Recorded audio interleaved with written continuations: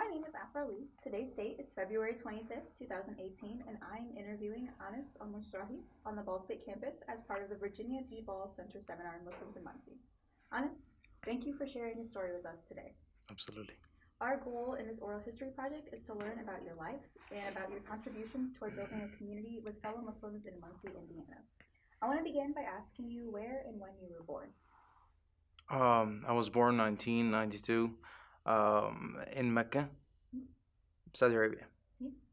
So, can you tell me about your parents? What were their names and occupations? Yes, my mom is Zakiya Hassan Al-Hakami. She, for a long time, she stayed home, and for a short amount of period of time, she worked at school, secretary with the management of the school. My father is Ibrahim Abdul Masrahi, and he's a teacher, and he taught for almost 29 years. He taught elementary school, he taught sociology, geography, history. So, did you have any siblings? I do. We are a large family. In general, we are 11 total. I'm a twin. We have another set of twins in the family.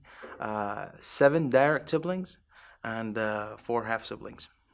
So are you in like the middle, the oldest, youngest? I'm sort of the top, let's say, though, if we are talking oldest wise. We are, my twin and I, we came to be the third in the row. So yeah, I would consider myself to be one of the elderly member of the family, siblings wise. So could you tell me a little bit about the environment you grew up in? As in, what was it like growing up in Mecca in the 90s? Growing up, I grew up in a very cluster family. So my aunt was nearby. Mostly the direct family that I grew up with, we were all together. In Mecca, growing up in Mecca to be specific, this is the life that I knew, so I couldn't compare it that much to other people. But it was very crowded at times. The house that I was raised at, it was very close to the Mina and Muzdalifah and Arafat. So sometimes during the busy or rush hours or rush days like Al-Hajj, pilgrimage days, will be out of the apartment just because the entire area will be under surfaces. So we'll visit somewhere else. We'll visit other cities. It's a primary time for people in Mecca whether to stay and help the people in Mecca serve the pilgrimage or travel in another destination and consider that as a vacation.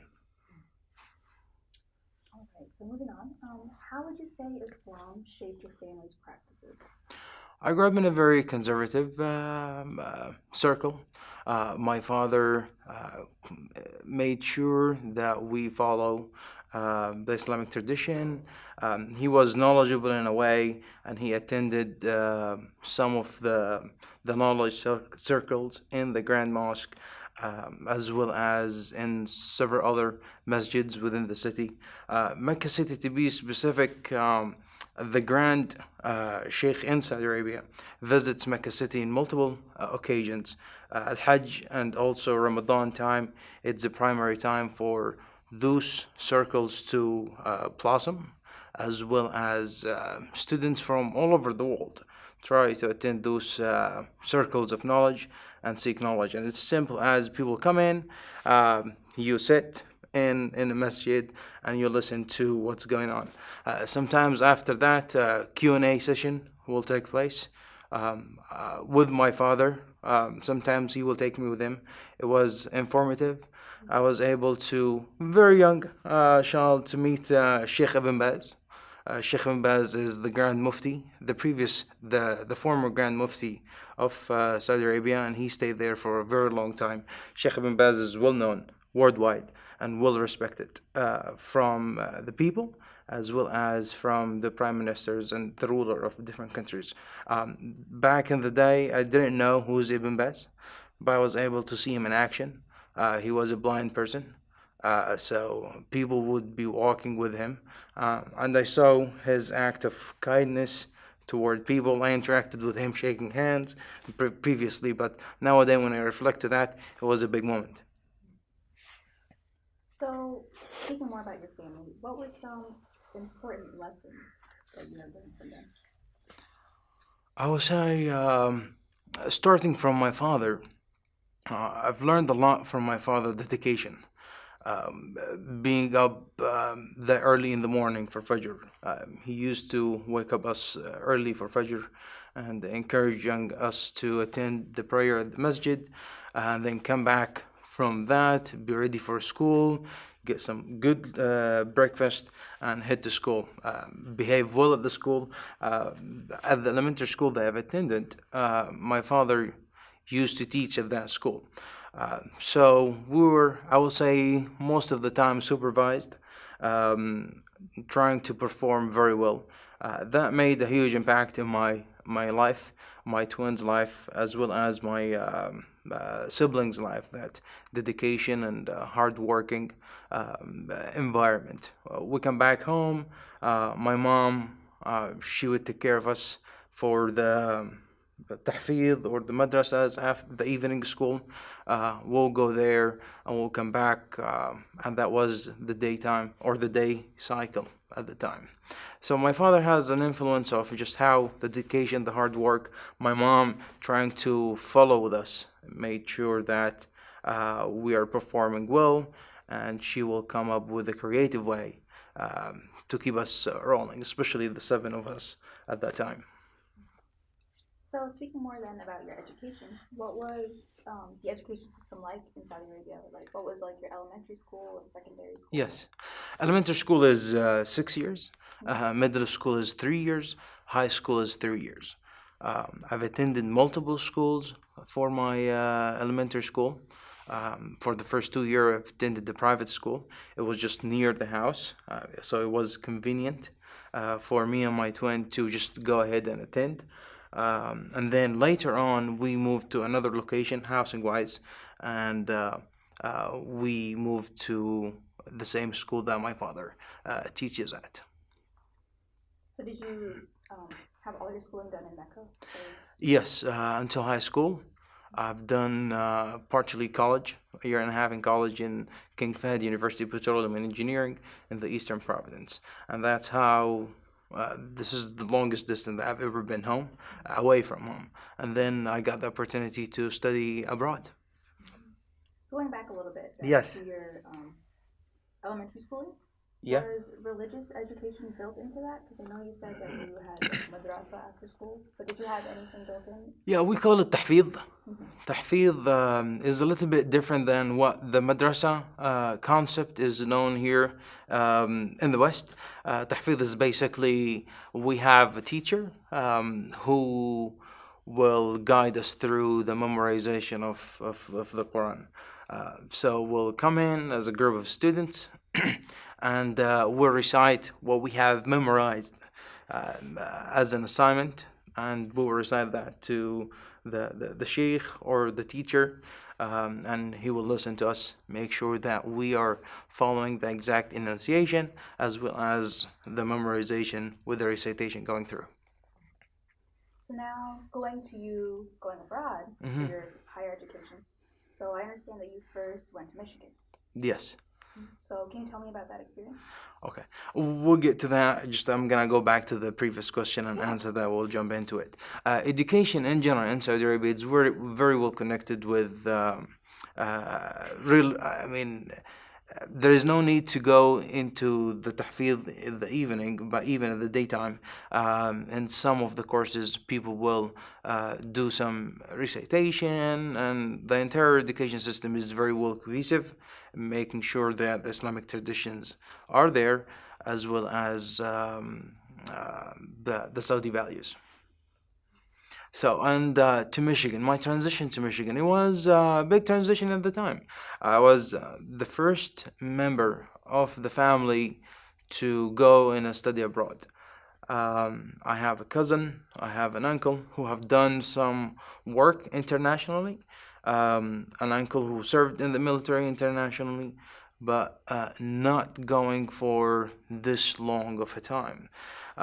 So me coming to Michigan, and the reason that I came to Michigan, I met an individual, a friend of my father, who was born here in the United States, a Saudi individual who resigned in Mecca nowadays, and he was a teacher at the school. So I met with him. We had a long conversation, and I told him about my options, the school that I plan to attend, and we talked about Michigan. He said you might feel a little bit home at Michigan comparing to other states, knowing that Michigan has the highest Arab population. And he made the comment that it is the North and the South education system. He was elderly at the time. But it was a smooth transition. I came in, everything was prepared. I came in to study at the English Language Services, ELS, at Grand Valley State University.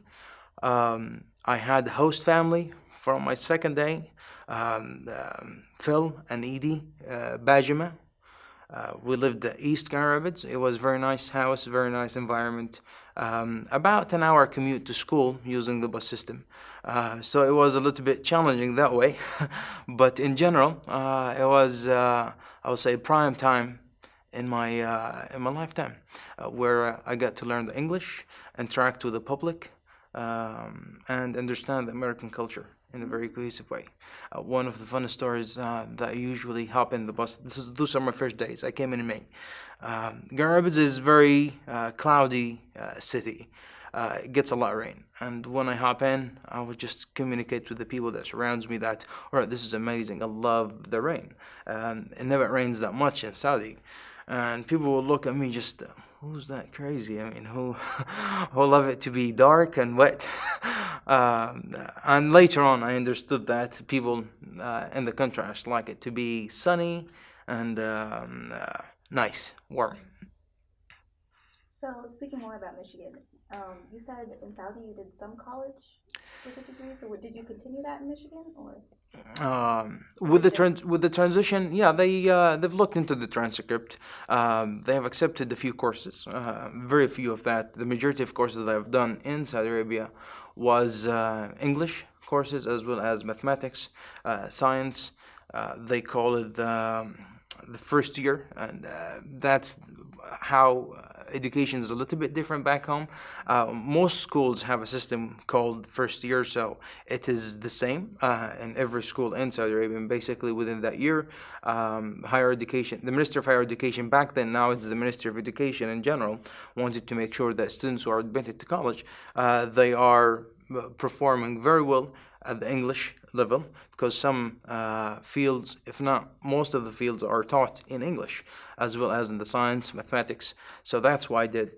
Transitioning to Grand Valley, that helped me to have somewhat level of English and then continue from that.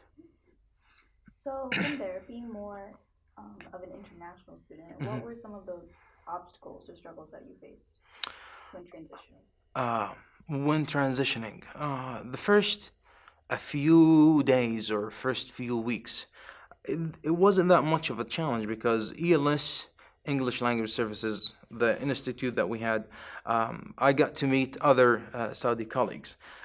It's a very international community. When I came in, the people there knew where I'm coming from, knew basically an understanding of the Saudi culture. So it wasn't that much of a change trying to communicate to people my needs. They kind of knew what my needs are, and also my colleagues. So sometimes we need to gather to pray Dhuhr. It is midday prayer. There is a lunchtime, and sometimes it's very understandable that we go in a classroom, pray. Teachers, administrators at ELS, they completely understand what's the situation. And even in some of the corners of the classroom, they have sujadas, the rugs, prayer rugs. And that was very nice to see that. All right, those people are well prepared to have students like me. So with that, you talked before about your involvement with the Muslim Student Association within Green Valley. So can you tell me more about your experience with that and the mosque there? I started interacting with the MSI at Grand Valley when I was at the English school. For a starter, we were encouraged to interact with college students back then to get the college experience, enhance speaking abilities, practices, and all sort of that. So I got to know of the MSA. I was very happy to see, all right, there's an MSA happening at Grand Valley. So I was active attending events, variety of them. We have a strong MSA at Grand Valley, where we have variety of people in the administration level as well as activity-wise. Adding to that, how active we were, we will do Jum'ah prayers at campus. And from there, when my English got a little bit better, at the beginning, I would give a sermon in Arabic as well as lead the prayer. And somebody would translate what the sermon was.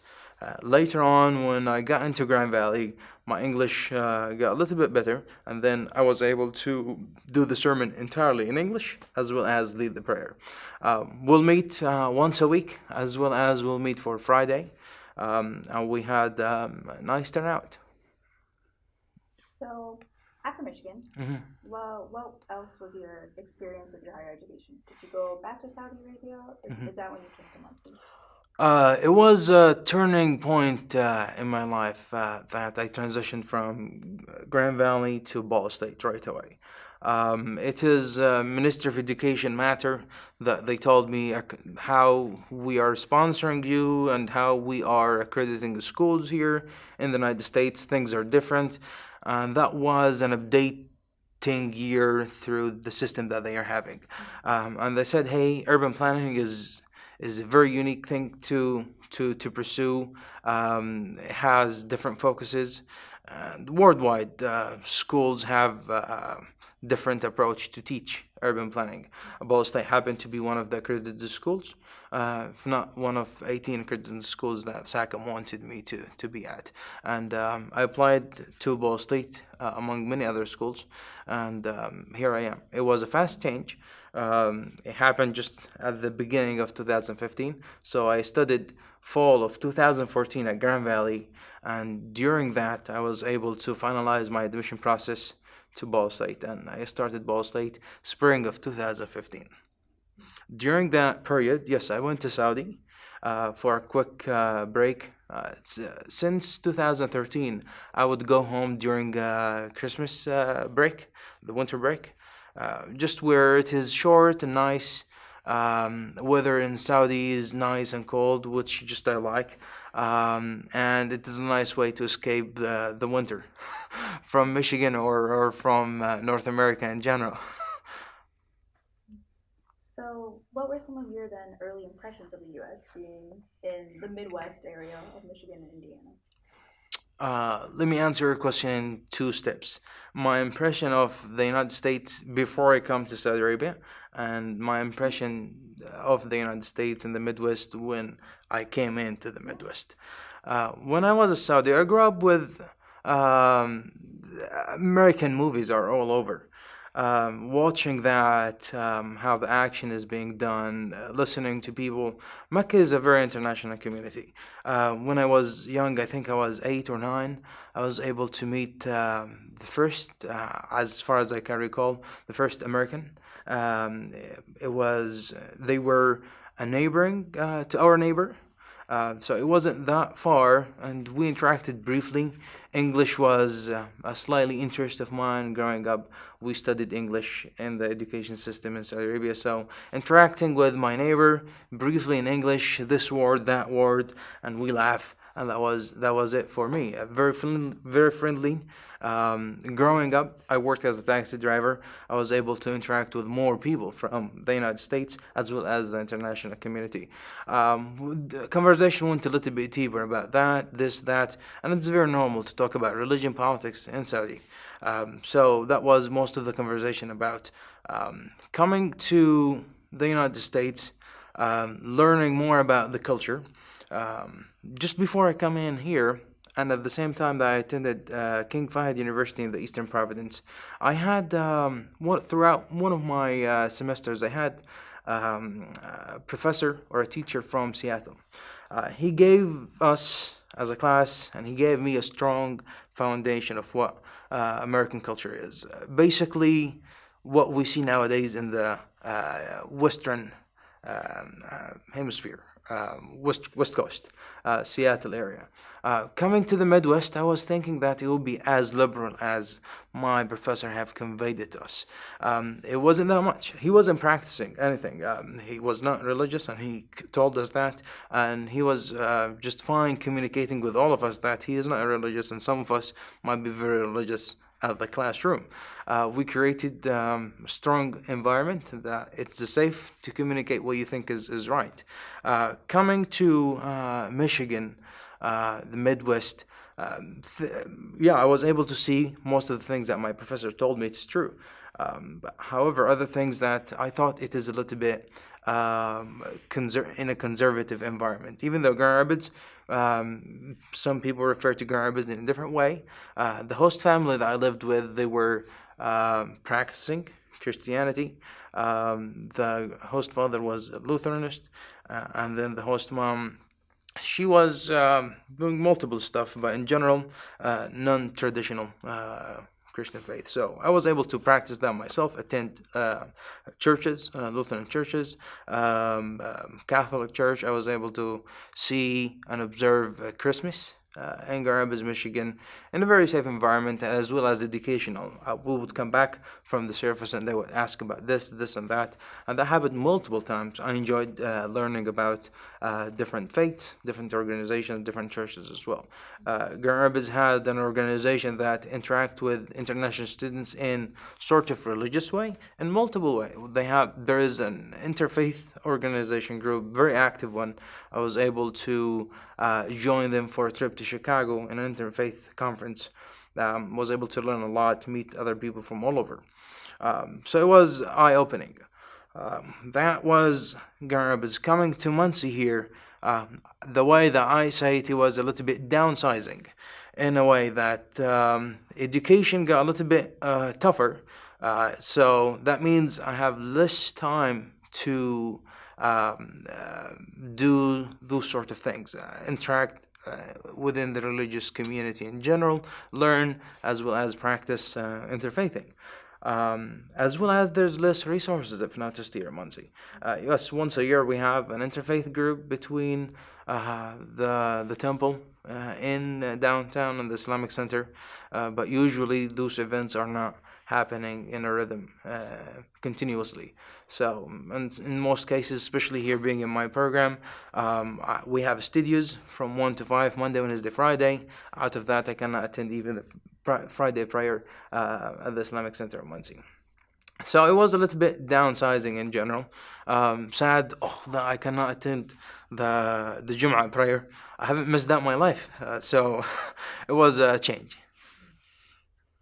So speaking more then about identity, when you came to America, how did you identify in terms of ethnicity? Like, did you identify as Saudi, as Muslim, as American Muslim, all three?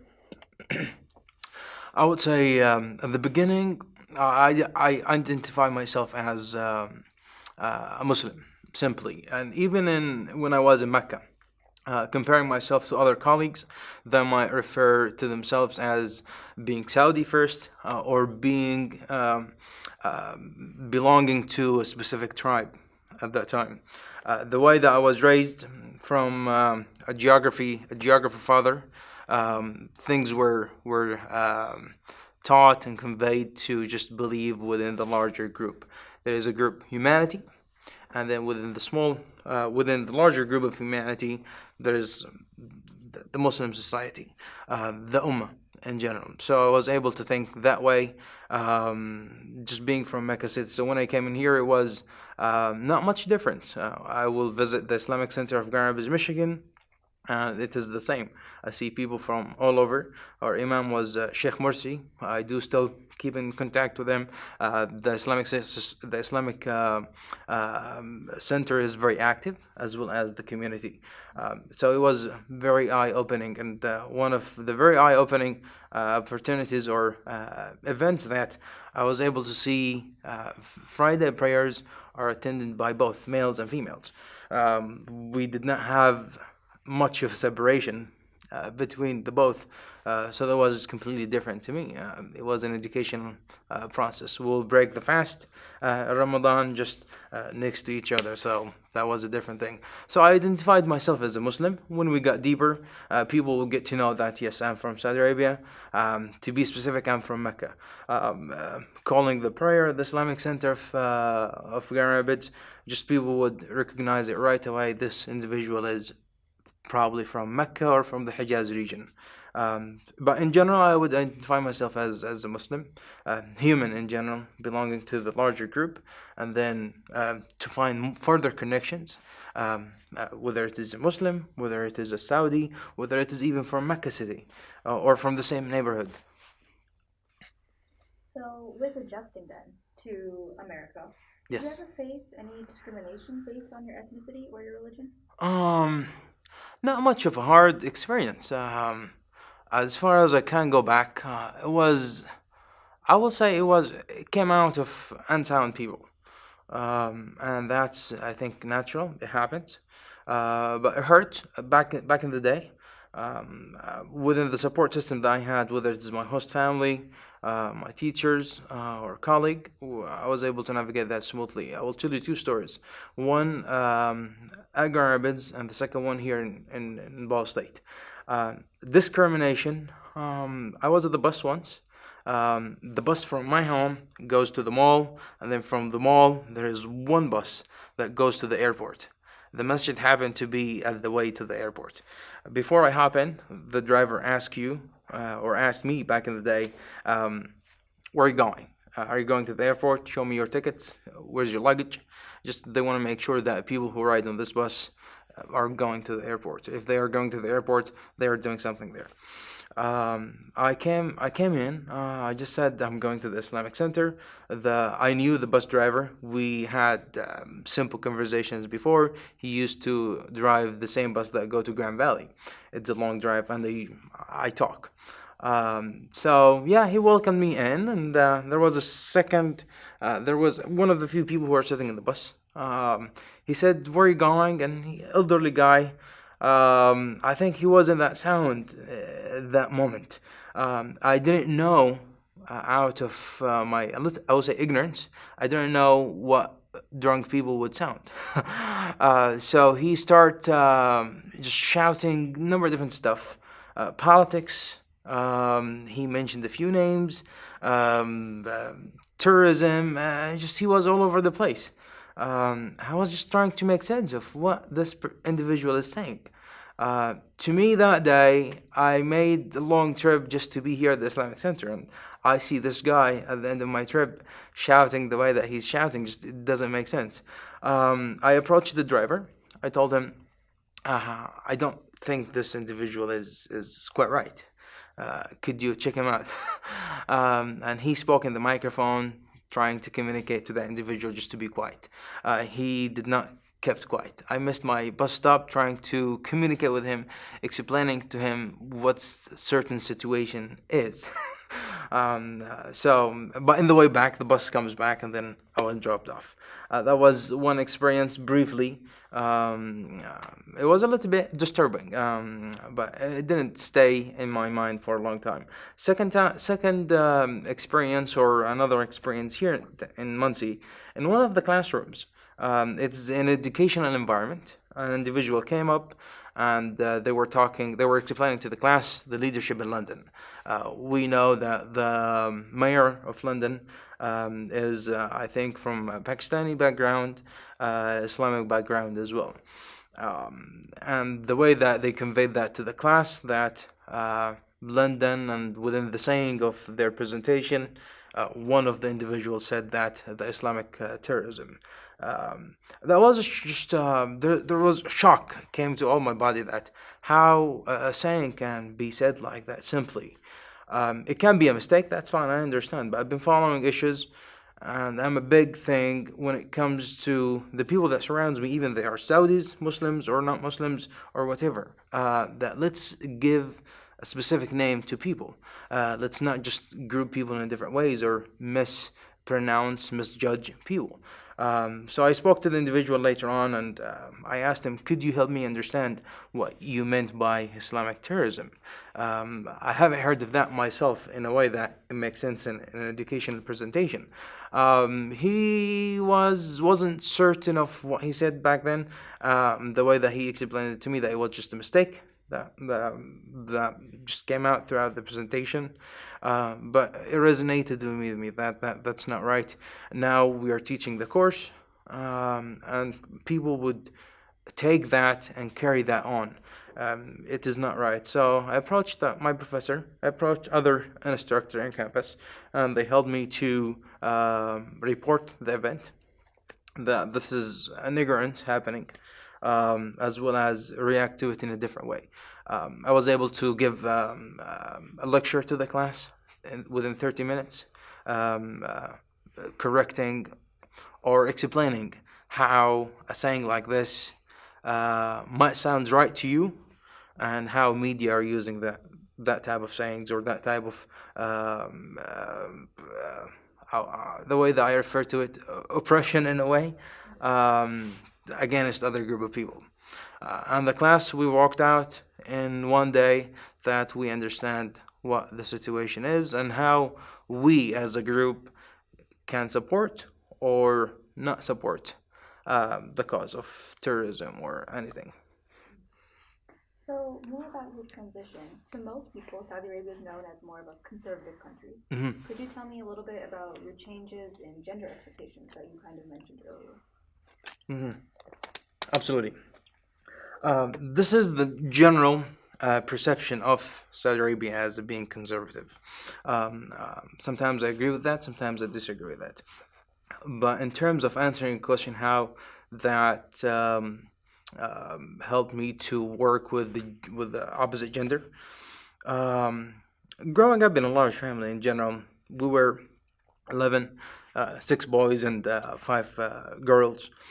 Being from Mecca City, when I go to the Grand Mosque, there is not much separation between the two genders. Yes, it might be in Medina, but especially in Mecca, it is only one Kaaba. There are no two Kaabas. There is only one Mas'a, and people do that. So I was able to kind of develop a general understanding how to work with the opposite gender. But coming to the West in general, the way that I would have dealt with it in Saudi Arabia, it would be abaya, or at least a scarf, and that was an easy way of transforming. Coming here to the United States, just there was too much are revealed to me. So it was an adjustment that I need to work with. Where to look, I get shy. So how the conversation gonna go? Back in the day, I would avoid such counters, and I would have no interest in making the conversation happen. But since the days went by, with my host family, especially my host mom Edie, she knew, and she'd been hosting Saudis for almost 6 years. So she knew that it would be a difficult time from where I'm coming. Being from Mecca, a little bit knowledgeable about the facts, in a way trying to perform or follow the Islamic traditions, not looking to be fully, let's say, Americanized or liberalized. I'm just here for a specific reason. I'm gonna get what I'm gonna get. I would like to excel of what I'm doing, and that's it for me. So she helped me through the way. Just when we sit at the dinner table, ask certain questions, interact, and all of that. Living in a host family, Edie was a female. I consider her just like my mom. But going just outside, it was a little bit intimidating to meet other the opposite gender within the same age, especially if there's too much revealed. So then more about Muncie. When you arrived here, how did you meet other Muslims in the community?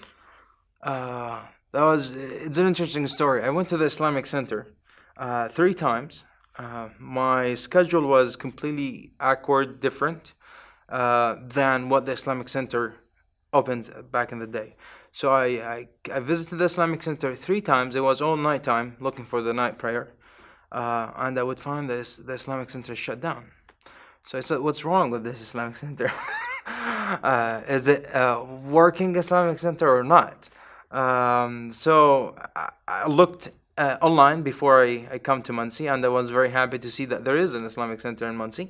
So applying for schools, that was star in my school's applications.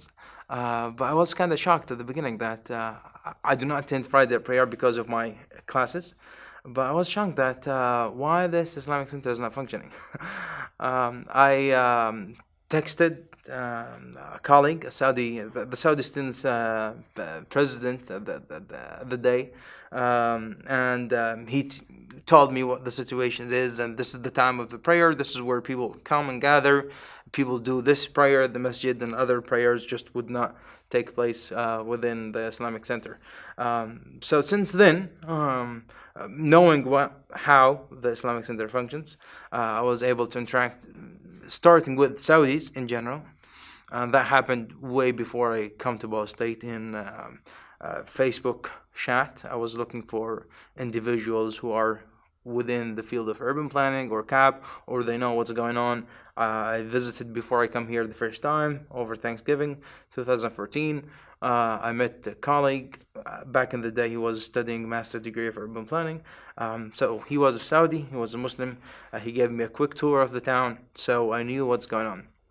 Later on, when I was able to attend the Islamic Center at the summer, or when we do not have something going on Friday, class-wise, or the studio, I was able to interact with different people. In one of the Isha, that was one of my few visits to the Islamic Center, Dr. Tariq, former president, he told me to lead the prayer. And he asked me before, do you know how to read the Quran? Do you know how to recite? I told him yes, and he doesn't know me, but in my mind I was saying, don't worry, I will do a good job. So yeah, I led the prayer. They were very pleased the way that I performed leading the prayer. This is what once again I've done. Went to schools, went to the evening tahfidh or madrasa to recite. So it wasn't that much difficult, just leading the prayers in general.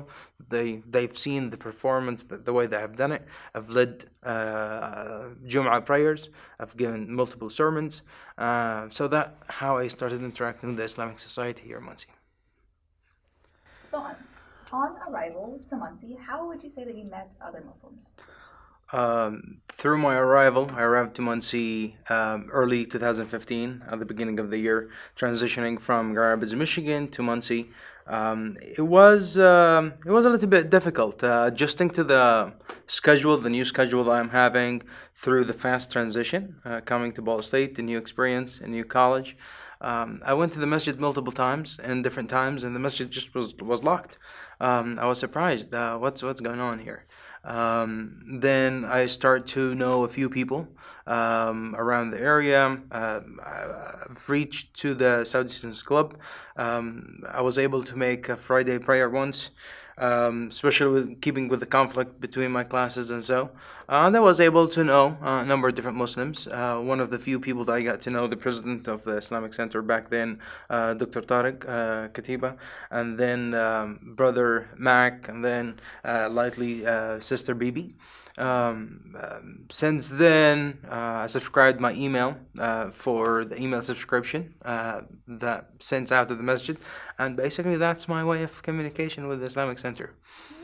Yeah. I know you talked a little bit when you talked before about Amir Shabaz's influence. Did you know him when you came to Muncie? No, he passed away just a couple months, a few months, I think 4 months before he came in. I didn't know him, I've heard of him. But I got to know Dr. Rashid and Abdurrahman, and both Rashid and Abdurrahman, especially that summer I stayed here in Muncie, and they've told me a lot about the legacy of Brother Amir. So I know you said when you were in Grand Rapids, you were very involved with your Islamic Center by like giving the azan, by giving some khutbahs sometimes. How would you say that differs from your involvement with the Islamic Center in Muncie? I would say the only major difference is that I'm here more on campus. There is more commitment on campus, and I don't have that much time as I used to in Grand Rapids, Michigan. But I do still. During summer and during Ramadan, I'll be leading some of the Taraweeh prayer. The Taraweeh prayer is the prayer that happens the night of Ramadan, and Tahajjud as well before dawn. Sometimes I would lead Friday prayers during summers as well, that I don't have conflict with classes. So beside that, yeah, that's how I was involved with Islamic Center so far. Yeah. Speaking of Ramadan, actually, so being from Saudi Arabia, how would you say that the practice of Ramadan is different here, or would you say it is? A major difference is just missing family. But once again, the Islamic Center represented my family. And during iftar, when I break my fast during sunset and Maghrib time, back home I would be sitting with my family, breaking the fast all together. Here in Muncie, or here in the United States, I would do the same at the Islamic Center. Food is being cooked, prepared at the Islamic Center. What variety of food? Every day there is a new thing coming in. People come in as well. So we have, I think, Muncie Islamic Community Family iftar during Ramadan. And when I go home, I'm thinking I'll be missing that too. So with that, being from Mecca again, a very cosmopolitan city, very diverse city, how would you say that reflects on your relationship with fellow Muslims in Muncie, whether that be by race, by ethnicity, or by even Sunni and Shia? I feel that I'm very connected with the majority of Muslims here in Muncie. Just being from Mecca, having the experience that empowered me with the connection from wide variety of people. I was able to connect very fast with people. Knowing when people knew that I'm from Mecca, that's another connection. People have somewhat connection that they would like to visit. If they have visited, they would like to visit again, and they appreciate their visit, and they tell me about their stories when they were in Mecca. And people who haven't visited, they tell me how excited they are to visit. So that's a connection and starts the conversation. So, in what ways do you think Muslims of different backgrounds can come together to form the single community that Muncie has? I will say being knowledgeable of how different we are first, treating everyone as equal, and having the strong belief of the American value, a combination of sense of community as well as American value, and that's I would say been one of the major successes that we have here in Muncie. With that said, then, do you think there are any obstacles that are faced by the community here? Yes, as any community, there are challenges. One of our challenges here is just communication, forming together. Sometimes I would say lack of leadership or a long-term vision, even though we have people volunteering. But for example, we don't have an imam, or we don't have most of the people, if not all of the people, are running the masjid are volunteering. We don't have somebody paid to do the job. It's the volunteering positions. Speaking of leadership, actually, so last year, members of the Islamic Center elected Bibi Burhani as the first woman president. What was your response to knowing this? Bibi Barami, since I got here, she was an active member of the Islamic Center. And since then, I knew that she will be a great fit in our community and leading the community. She knows how to run a lot of the events. She is well connected with the city officials and a lot of people. Why not lead the Islamic Center? And I've noticed people go rotations leading the Islamic Center, as well as it is a volunteerly position.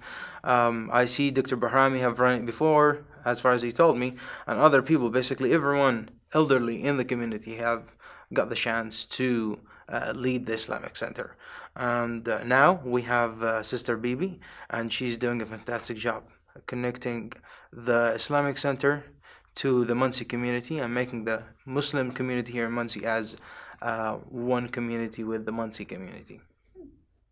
So, being from Saudi Arabia, I think a lot of the time people talk about the strict gender roles. With Sister Bibi being the first female president, would you say there's a shift in gender roles you've seen in America or even in Muncie compared to Saudi Arabia? I think people start to realize and understand the Islamic values and differentiate between what Islam and what culture is. Back in Saudi, sometimes those understanding might not be clear, but throughout the days, people get to know much. They are more educated by some time, as well as the leadership in Saudi Arabia is shifting and changing. We start to see a lot of modernity coming in, and that makes it different. So people start to see the difference between what a culture and what Islam. Yes, Islam started within the Arabia, and Arabia itself has a culture, but that does not mean if we start to see somebody acting with the Arabian culture, that does not mean that this is an Islamic culture or this is an Islamic representation. So with that said, I'm going to shift gears a little bit to less about the Muncie community, but more about your involvement at Ball State. Yes. So could you tell me about some of the organizations you've been a part of? Since I came in, the MSA, the Muslim Students Association, the Saudi Students Club, the Urban Planning, the SPA, Students Planning Association. I would say that's most of it. And then also being an employee at Outdoor Pursuits. Oh, okay. Yes. I started working on campus about a year and a half ago. I started working as operating staff with the student center, and then later on, I got hired by the Outdoor Pursuits to work. I was a participant late then, and then I liked the job, and now I'm working on the job. Speaking back to the Saudi Student Association, what is your relationship with the Saudi Student Association?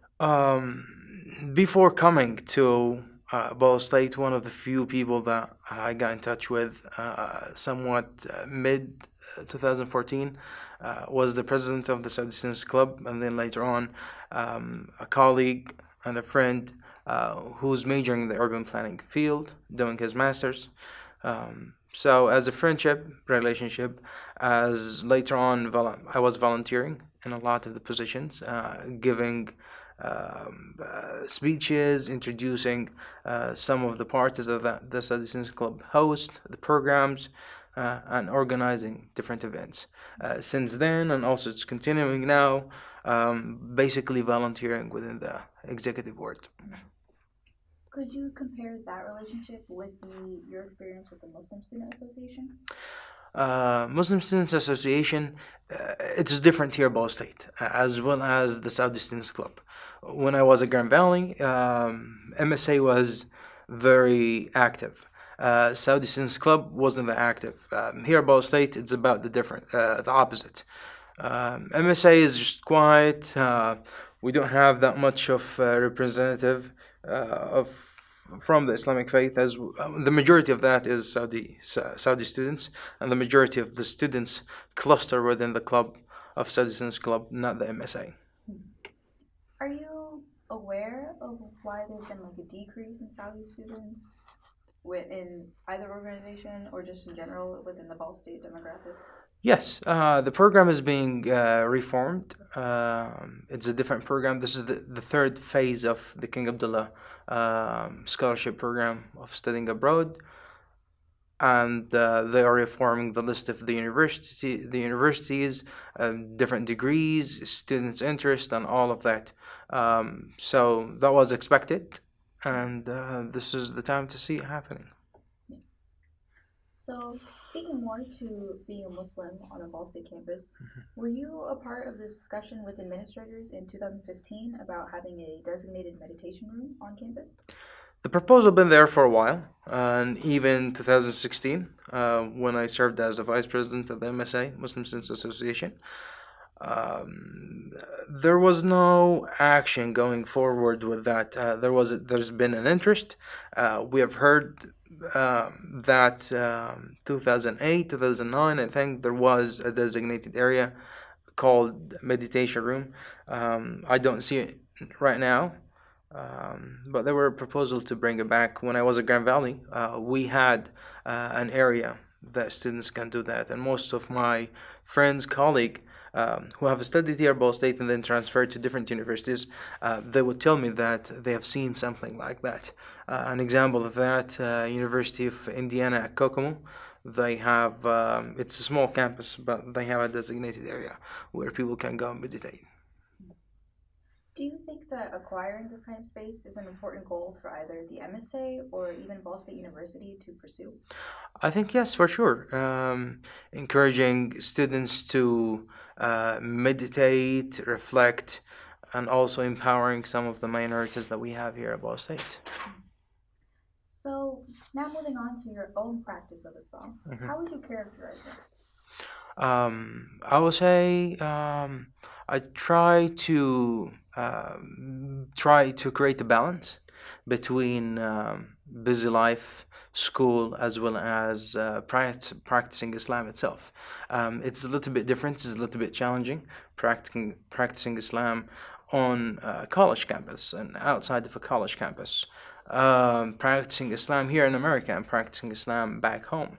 I would say it's much flexible with the prayers, prayer times, way to communicate to people, as far as I'm getting more aware and have a broader understanding of the culture here in the United States, and not only the culture of the States, the culture of Indiana, as well as a culture of a college campus. That's different. I start to be more flexible and be more understandable of a variety of actions that I do, or sometimes I'll be conscious of what other people would think of me.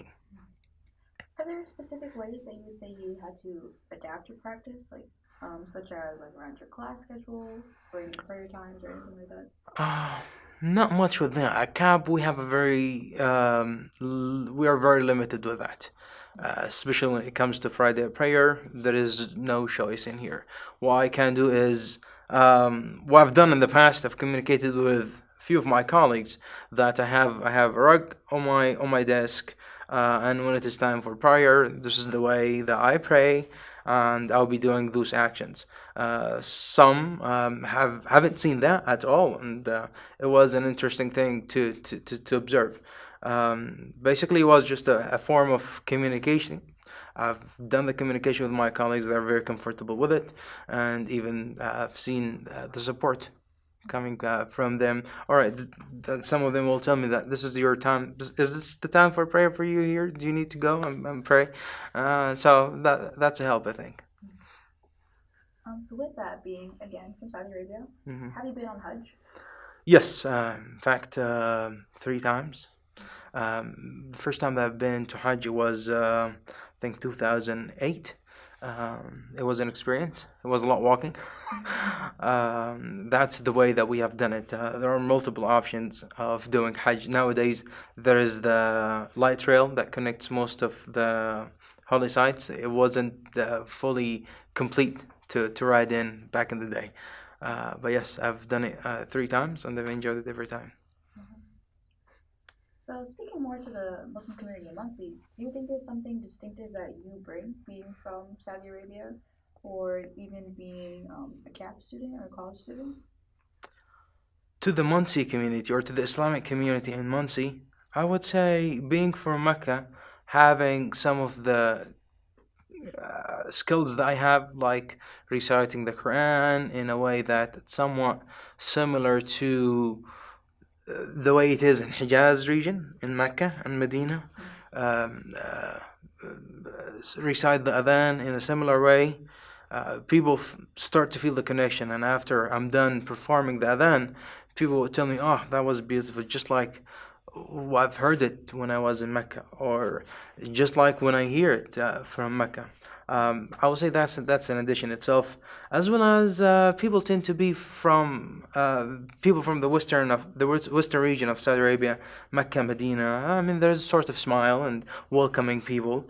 At least this is what I've been doing most of my life, welcoming people who are coming to do the pilgrimage. And people would make a comment of that. All right, you're smiling, you have a nice smile, you're welcoming people, and all of that. So yes. So, speaking of just the way you are there any teachers of Islam who have influenced you? Teachers of Islam, like scholars of Islam. Yeah, or just when you were growing up, any people who were guides for you in terms of Islamic knowledge? Yeah, there are a few teachers in school, different sections of school, elementary school, mid school, and high school. My father is one of them, and one of the huge influencer as well. Outside of school, I was able to go to tahfidh, the place and the time where I would learn how to recite Quran itself. There were a few people that supported me and helped me with that. The local imam in multiple of the neighborhoods that I lived at, they are very supportive with that. When I came in here in the United States, that might be most relevant to your question. I do follow a few people. One of Dr. Yasser Qadi. Dr. Yasser Qadi brings very nice, especially to my understanding, he have studied in Saudi Arabia, and he was a US born from a Pakistani background. Having all of that combination, to me, just I connect with him very well. The way that I can understand what he's saying, and the way that he differentiates between what is taught, what is preserved, what is observed within the Arabian culture, and what is Islam is, and the way to tackle that and tackle daily issues within the U.S. community. So now it's sort of more of a loaded question. Mhm. What would you say is the heart of Islam for you? Heart of Islam. That's a big question. I might reflect into that just for a few seconds here.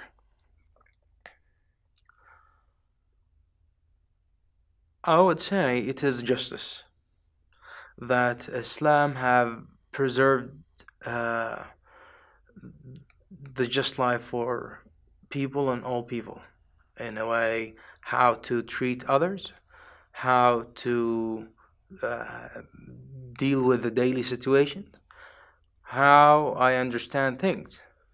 I would say justice is the heart of Islam for myself. So, speaking a little bit after to justice, there's a big misunderstanding around the word jihad, which a Mhm. lot of people see as a justice on in many aspects. How important is the concept of jihad for you on a day-to-day basis? To answer your question, let me explain to you how I understand jihad, and then how jihad is important to me. Just like any individual in this life, there's a struggle, and jihad, somewhat in Arabic, means how to deal with the struggle, how to tackle life in struggling situation, and how to keep up, how to move forward with troubling situations. That's how I understand jihad. People understand it in a variety of way. How it is important, in just a way that tells me, keep up, you can do it. There is a way of doing this. Be patient. Continue. So, with that said, speaking more to identity and yourself, over the years, whether just being in America or just being in Muncie, how has your sense of belonging changed, or your sense of identity as an international student, as a Saudi Arabian, as a Muslim? Has it changed at all? I would say there is a greater mix. There is not much change as a form of change. I think there is a greater mix between the different forms, or the different identity that I embraced recently, being from Saudi Arabia, Muslim, and then coming to the States. When I go home, they identify me as a person who spent a greater time in the West. So that's another identity to tackle. Just I say there is a greater mix and a broader understanding of life. Did they answer your question here? All right. How recently have you returned to Saudi Arabia? I go home every year during Christmas time, winter break. So I was there about 2 months ago. And then is the rest of your family there? I have a brother, a younger brother, in Morgantown, West Virginia University, and then the rest of my family is in Saudi Arabia. So, what would you say that you miss most about life in Saudi Arabia? Family, being connected with family. I'm a twin, being connected with my twin. I would say that's what I missed the most. So now more about being a Muslim in America and on a world context. As someone who arrived to the U.S. a few years ago, what ways have some of national events affected you, such as the ones in Saudi Arabia, like the implementation of a new government system, the introduction of new civil rights based off of new leadership?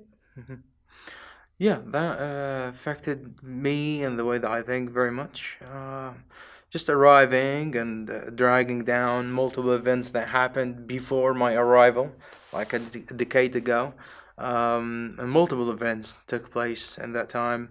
And then when I got here, the shift of leadership, not only in Saudi Arabia as well as in the United States, but definitely the support that Saudi students here in the United States have received from the new leadership and the focus that affected most of the students, Saudi students, very much. Could you mention a few words about Wahhabism in Saudi Arabia? Because I know that's kind of mentioned a lot. Yes. The way that I grew up, when I studied Wahhabism, people would not identify themselves as Wahhabism. Other people identified the group of people as Wahhabism, being the followers of Muhammad Abdul Wahhab, the founder of Wahhabism, as well as the co-founder of Saudi Arabia, the religious figure, as well as having the political figure back in the day, about 3 centuries ago. The way that I identify Wahhabism is just a way to bring back some authenticity to the way to practice Islam within the Arabia. Now, speaking more to America itself, do you remember anything about the events of September 11th, 2001? Yes, I do remember that. It was my fourth grade. First time I've heard of it. It was in the morning session when I was the fourth grade. How would you say that 9/11 has changed the life of you as a Muslim and other Muslims in general in America? When 9/11 happened, it challenged me to dig deeper and try to understand Islam in a different way. Uh, it did not affect me that much when I was in Saudi, but when I moved to the United States, I'm for sure that I know some people have a perception, or when they see or when they hear Saudi Arabia, one of the first few things that comes to mind is Osama bin Laden or 9/11. Um, and that took a lot of my time just trying to understand what happened. Um, because sometimes when I introduce myself, I'm so and so, and I'm from Saudi Arabia. And I can see it in the eyes of people, and sometimes it comes to the conversation that people would ask, how would you understand this, or how would you explain this? I think it gave me power to dig into the situation, have a strong understanding of what was happening. So I've did investigations, running through stuff, asking people. I try to be knowledgeable about the fact. It is hurtful. It is wrong action. It's wrongdoing. And it's good to understand it that way. And some other people have a multiple understanding of tackling it. And other people would react differently to the fact. In more recent events, what was your reaction to the 2016 presidential election? It was a wild election. There were some comments that made me feel a little bit uncomfortable. A few actions of people. I was just afraid to believe that some people would believe stuff in a certain way. Basically, that brings fear, hatred in a way. People would hear something in the TV and they will build what they know upon their knowledge, and it might be dangerous some way.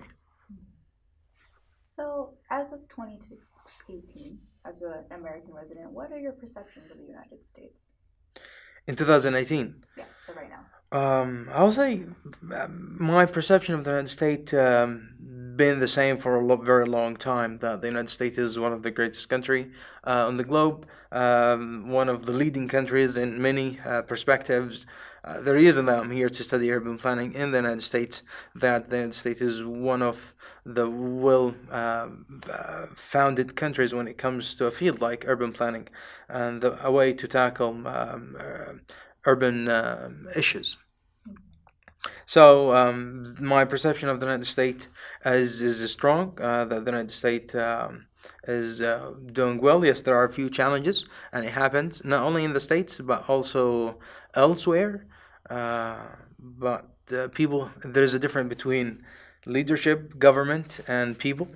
The perception of people every day it just has been greater and greater. That humanity is humanity, and people are nice, and they try to be nice to others.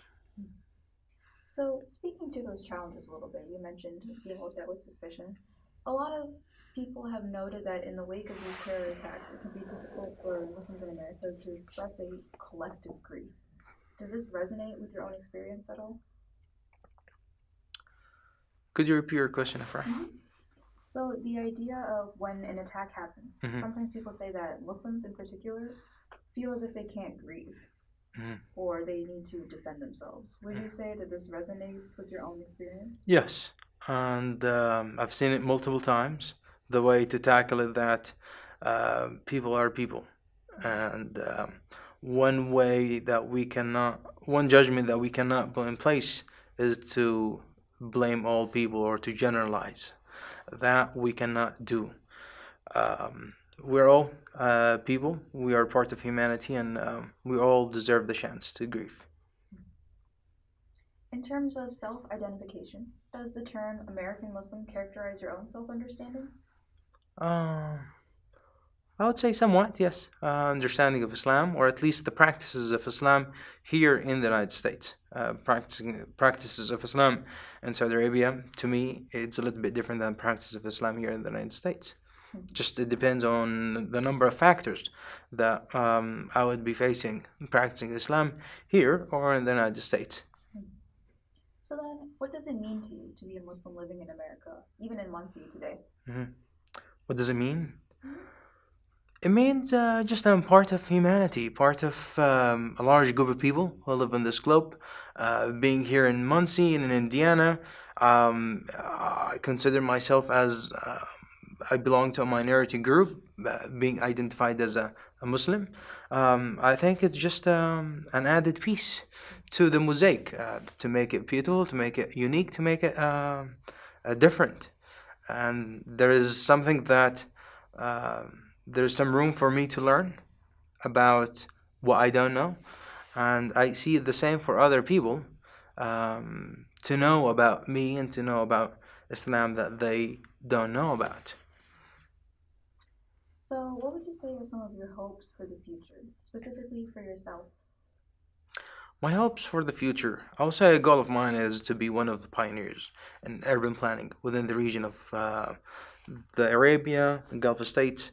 But I would hope that humanity live to continue in a greater understanding of each other, develop a sense of greater diversity and a greater understanding of how we are different as a human being. Sam, what would you say are some of your hopes for Muslims in America along with that? I would hope for Muslims in the United States to continue strong.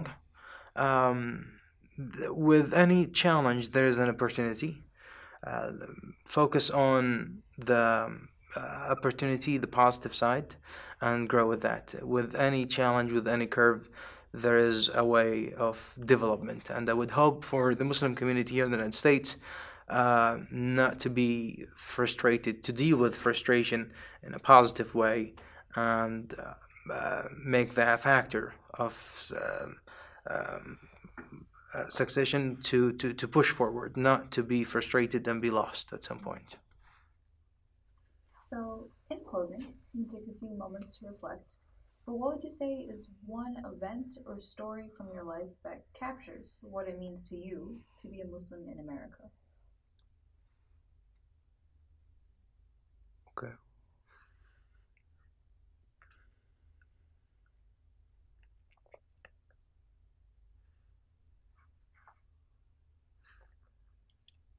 I'll say two things. Being a Muslim and being in America. One thing that I've seen, there is a strong correlation between uh, the Islamic way of understanding justice and just in general, um, to the way that I've seen and the way that I've understood uh, justice within the rhythm of the United States being free. I start to see a strong correlation between the two uh, poles here. That's an understanding. The second understanding that when I meet people from different faith and different organization, like in an interfaith dinner, um, I start to see understanding of each other's. I am a Muslim. Why I'm greeting is a Hindu or Jewish or a Christian. I start to see greater understanding between different faiths, different people, different beliefs, and to me, that represents America. Thank you, Anas. On behalf of the Virginia B. Ball Center Seminar, Muslims in Muncie, I want to thank you for sharing your story today. Absolutely.